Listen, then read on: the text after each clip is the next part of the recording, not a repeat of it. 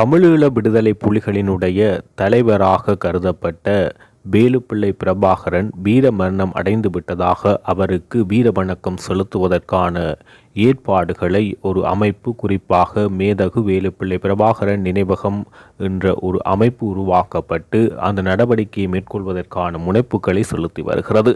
எனவே இந்த முனைப்பு தொடர்பாக தொடர்ச்சியாக பல்வேறு நாடுகளில் வாழும் தமிழ் மக்கள் தமது கடுமையான எதிர்ப்பினை வெளிப்படுத்தி வருகிறார்கள்.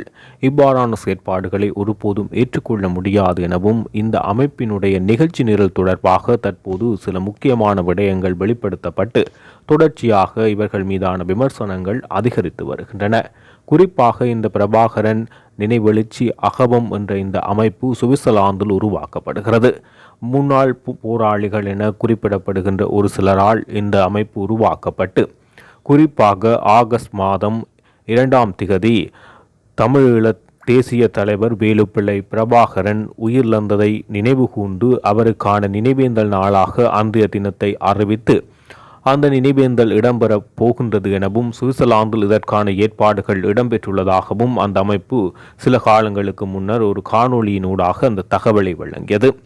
அத்துடன் அது தொடர்பாக இப்போது பிரித்தானியா, அமெரிக்கா, ஆஸ்திரேலியா மற்றும் தமிழர்கள் வாழும் பல்வேறு பகுதிகளில் அந்த புலம்பெயர் மக்களை ஒன்றிணைக்கும் செயற்பாடுகளை மேற்கொள்ளும் விதமாக ஒவ்வொரு பகுதிகளிலும் கூட்டங்களை ஏற்பாடு செய்து அந்த பிரச்சாரங்களை மேற்கொள்கிறது.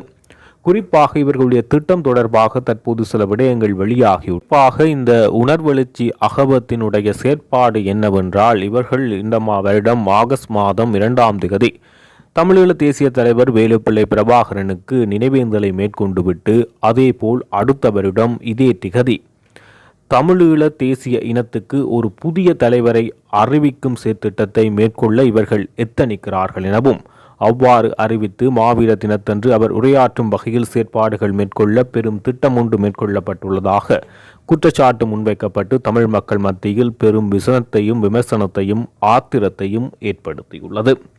குறிப்பாக இவ்வாறான பின்னணியில் புலம்பெயர் நாடுகளும் சிங்கள பெரும்பான்மை ராஜதந்திரிகளும் ஈடுபட்டுள்ளதாகவும், இந்திய, இலங்கை மற்றும் அமெரிக்க உளவு பிரிவினுடைய கைக்கூலிகளாக இவர்கள் செயற்படுவதாக தொடர்ச்சியாக குற்றச்சாட்டு முன்வைக்கப்படுகிறது. இவ்வாறு தமிழீழ தேசிய தலைவருக்கு முடிவு கட்டி இன்னொரு தலைவரை உருவாக்கி தமிழீழ விடுதலை புலிகள் இயக்கம் மீளுருவாக்கம் பெற்றதாக உலக நாடுகளில் அது மீளுருவாக்கம் பெற்று இயங்க ஆரம்பித்து புதிய தலைவர் கொண்டு இயங்க ஆரம்பித்துள்ளதாக வெளிக்காட்டி தொடர்ச்சியாக இலங்கையில் பயங்கரவாத தடை சட்டத்தை அமுலில் வைத்திருப்பதும், போர்க்குற்றங்களை மறைப்பதற்கும், விடுதலை புலிகள் அழிக்கப்பட்டார்கள், விடுதலை புலிகள் இங்கு அழிக்கப்பட்ட போர்க்குற்றம் தொடர்பாக விடுதலை புலிகள் மீள உருவாக்கப்பட்டுள்ளதால் அந்த போர்க்குற்றங்கள் மௌனிக்கப்பட வேண்டும், விடுதலை புலிகள் அழிப்பு தினமாக இந்த மே 10 முள்ளிவாய்க்கால் தினமாக கருதப்படுகின்ற 18 உருமாற்றப்பட வேண்டும் என்பது தொடர்பான பிரச்சாரங்களை திட்டமிட்ட வகையில் இலங்கையில் பெரும்பான்மை இனத்தவர்கள் மேற்கொள்வதற்காக இந்த ஒரு நகர்வு இடம்பெறுவதாக தொடர்ச்சியாக பரவலாக இவர்கள் மீது குற்றச்சாட்டப்படுகிறது. குறிப்பாக ஈழத்தில் வாழ்கின்ற, இலங்கையில் வாழ்கின்ற தமிழ் மக்கள் மற்றும் புலம்பெயர்ந்து வாழ்கின்ற பெரும்பாலான தமிழ் மக்கள் இந்த செயற்பாடுகளை முற்றாக நிராகரிக்கிறார்கள். அவர்களை பொறுத்தவரை விடுதலை புலிகளின் தலைவராக உள்ள தமிழீழ தேசிய தலைவராக கருதப்படுகின்ற வேலுப்பிள்ளை பிரபாகரன் என்பவர் உயிருடன் இருந்தாலும் இல்லாவிட்டாலும் தலைவராக ஏற்றுக்கொண்டு இறைவனாக பாவிக்கின்ற நிலையில் அவர்கள் அவரை வைத்திருக்கிறார்கள். இந்த நிலையில் இவ்வாறான செயற்பாடுகள், அவருக்கான நினைவேந்தலை அவர்கள் ஏற்க மறுக்கிறார்கள். இவ்வாறு செய்வது பெரும்பான்மை இனத்தவர்கள் வேறு வகையில் பிரச்சாரங்களை ஏற்படுத்தி போக்கை மாற்றக்கூடிய நடவடிக்கைகளுக்கு ஏதுவாகவே இந்த அமைப்பு செயற்படுவது வெட்ட வெளிச்சமாக தெரிகிறது. எனவே இந்த அமைப்பினுடைய பின்னணி தொடர்பாக தொடர்ச்சியாக குற்றச்சாட்டுகள் முன்வைக்கப்பட்டு வருகின்ற நிலையில் தமிழ் மக்கள் தொடர்ச்சியாக தமது விமர்சனத்தை காரசாரமாக வெளியிட்டு வருகிறார்கள். உயிர்த்த ஞாயிறு தாக்குதலில் பிள்ளையான் சில விடயங்களை தெரிவித்ததாகவும், தாக்குதல் தொடர்பாக அவருக்கு முன்னரே விடயங்கள் தெரிவித்ததாக பாதுகாப்பு அமைச்சர் ஆனந்த விஜயபால பாராளுமன்றத்தில் தெரிவித்தார். இந்த நிலையில் பிள்ளையான் கைது செய்யப்பட்ட காலத்திலிருந்து இதுவரை வழக்கறிஞராக உள்ள உதயகமன் பில அவரை இதுவரை எவ்விதமான வழக்குகளிலும் வாதாடாத முன்னாள் அரசியல் செயற்பாடுகளை மேற்கொண்ட முன்னாள் அமைச்சர் உதயகமன் பில தான் வழக்கறிஞர் என்பதால் குறித்த பிள்ளையானை சந்திப்பதற்கான வாய்ப்பை பெற்று பிள்ளையானை சந்தித்து வந்தார்.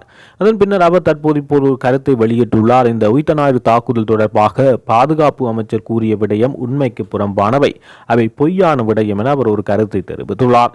நான் பிள்ளையானை சந்தித்தேன். அதன் போது பிள்ளையான் எனக்கு தெரிவித்த விடயம் என்னவென்றால், இந்த கிழக்கு பல்கலைக்கழக துணைவேந்தர் விவகாரம் தொடர்பாகவே விசாரணை செய்யப்படுகிறது. உயிர்த்தஞாயிறு தாக்குதல் சம்பந்தமாக எந்தவிதமான விசாரணைகளும் என்னிடம் மேற்கொள்ளப்படவில்லை என பிள்ளையான் தன்னிடம் தெரிவித்திருந்தார்.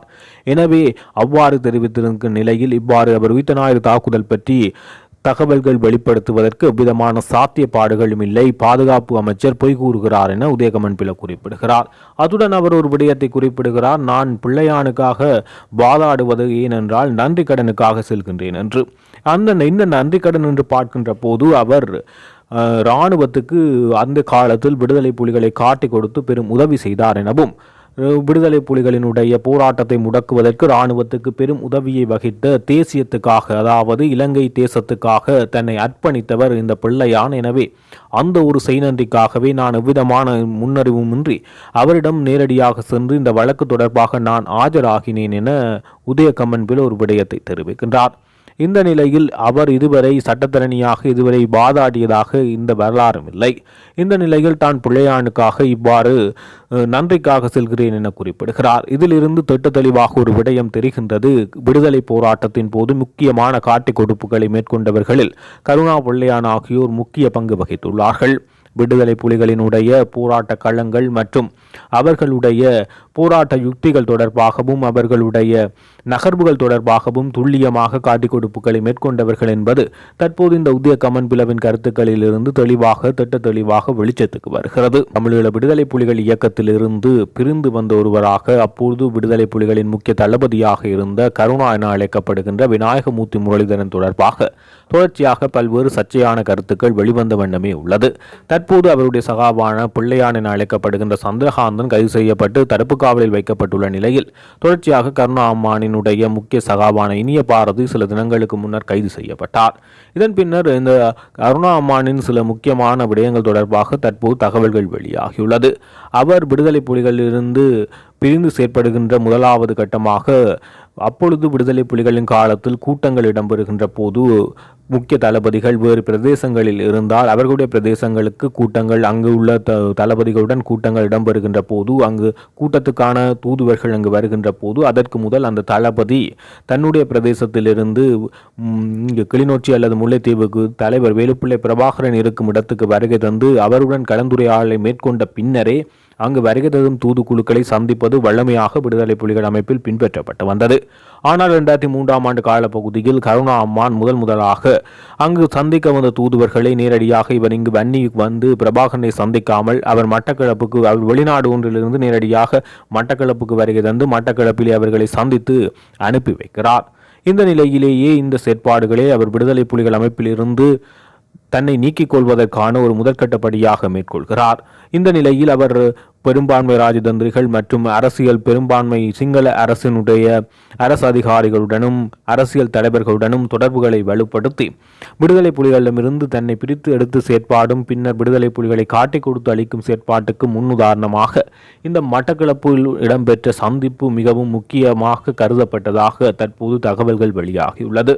விடுதலை புலிகள் தலைவரினுடைய கட்டளை மற்றும் விடுதலை புலிகள் அமைப்பின் உள்ள கட்டுக்கோப்பினை மீறி அவருடைய விருப்பத்தின்படி இவ்வாறான செயற்பாடுகளை மேற்கொண்டதன் அடிப்படையிலே பின் வருங்காலங்களில் அவர் விடுதலை புலிகளில் இருந்து வெளியேறி அரசு விசுவாசிகளுடன் அறுவடியாக செயற்பட்டு காட்டி கொடுப்புகளை மேற்கொண்டு விடுதலை புலிகள் போராட்டத்தை வீணடிக்கின்ற தமிழ் மக்களினுடைய உயிர் தியாகம் மற்றும் விடுதலை புலிகளின் உயிர் தியாகத்தை வீணடிக்கும் செயற்பாட்டை மேற்கொண்டமையும் குறிப்பிடத்தக்கது. அனைவருக்கும் வணக்கம். அகில இலங்கை மக்கள் எழுச்சி கட்சி சார்பாக அவதன் ஸ்தாபகரும் செயலாளருமான அருள் ஜெயேந்திரன் உங்கள் முன் ஒரு முக்கியமான ஒரு காலகட்டத்தில் என்னுடைய கருத்துக்களை தெரிவிக்க வேண்டிய கட்டத்தில் உங்கள் முன் வந்துள்ளேன். என்னவென்றால் செம்மணியில் புதைகுழியில் தோண்டி பல எலும்புக்கூடுகள், குழந்தைகளின் எலும்புக்கூடுகள், பெண்களின் ஆடைகளுடன் எலும்புக்கூடுகள் அனைத்தும் வந்து கொண்டு எங்களுடைய மனங்கள் வெந்து கொண்டிருக்கிற நிலையில் இதுக்கு ஒரு நீதி வேண்டி நாங்கள் நாங்கள் அதுக்கு ஏதாவது செய்ய வேணும்.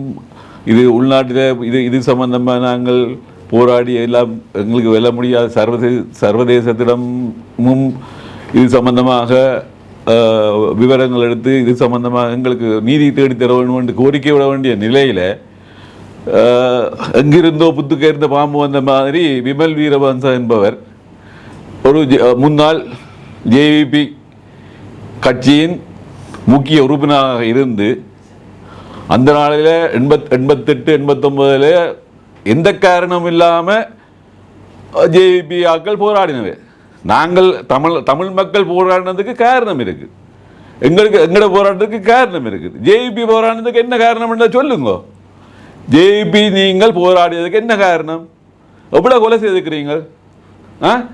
இன்றைக்கு நீங்கள் விமல் வீரவன்ச சொல்கிறார், அதாவது இங்கே இருக்கிற புதகுழியிலிருந்து வந்ததெல்லாம் சும்மா இன்னும் அதாம் இதாமட்டு மூடி மறைச்சு தாங்கள் கொலை செய்தெல்லாம் செய்து போட்டு முடிச்சு எல்லாம் செய்து போட்டு தேவையில்லாமல் இதெல்லாம் காய்க்கிறார்.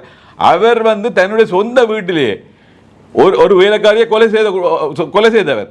அது மட்டும் இல்லை, அந்த அவர் மகளின் மருமகன் ஏதோ வீட்டுக்கு பூந்து ஏதோ எல்லாம் சேட்டை விட்டு அவனை போட்டு பிரச்சனை கொடுத்து அவனுக்கு ஏதோ எல்லாம் நடந்தெல்லாம் நான் பத்திரிகையில் பார்த்துக்கிறேன்.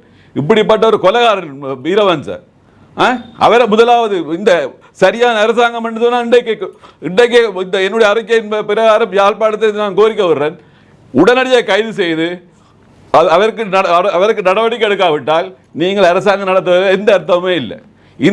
இந்த நேரத்தில் அவர் இப்படியாவது அறிக்கை விடுறதுக்கு எந்த காரணம்? இவ்வளவு கொலை செய்து ராஜபக்சவோட சேர்ந்து ஆடி ஜேபியில் இருந்தார். பிறகு ஜேபியில் இருந்து வாஞ்சார், ராஜபக்சவோட சேர்ந்தார். அவரோட சேர்ந்து அவரை நோக்கமே கொலை. அடுத்தவனை பயமுறுத்தியும் அடுத்தவனை கொலை செய்தும் அப்படியே வேலை செய்து தன்னை விளம்பரப்படுத்தி தான் ஒரு பெரிய பெரிய கட்டிக்காரன் என்று சொல்லி ஒரு அவர்கிட்ட வெட்டி பேச்சு மட்டும்தான் இருக்க ஒழிய வேறு பீரங்கி, அதாவது ஜேபியில் இருக்க ஒரு பீரங்கி மாதிரி ஜேபியில் இருக்கல. அடுத்து ராஜபக்சேல இருக்க அவர் சொல்றதா அவருக்கு வேலை. அவர் ஒரு வேலையும் செய்கிறார். கொலை மரம்போகமா எவ்வளோ கொலை செய்தார். ஒன்றே ஒன்று தான் வீட்டில் நடந்து பிடிபட்டிருக்குது. இதை போல எத்தனை கொலை செய்தார் தெரியாது. இவரை பேட்டி இப்போ இந்த தருணத்தில் இவரை கைது செய்து நடவடிக்கை விட்டால் ஜனாதிபதி பதவி விலக வேண்டும். அவ்வளோதான் நான் சொல்லுவேன். இதுதான் நான் கடைசியாக கோர வேண்டியது. நீங்கள் கைது செய்து நடவடிக்கை எடுக்காட்டி நீங்கள் பதவியை விலகுங்க. உங்களுக்கு நடத்த முடியாட்டி வேறு யார்ட்டையும் பேர கொடுங்க. இதைத்தான் நான் சொல்லி முடிக்கிறேன். நன்றி.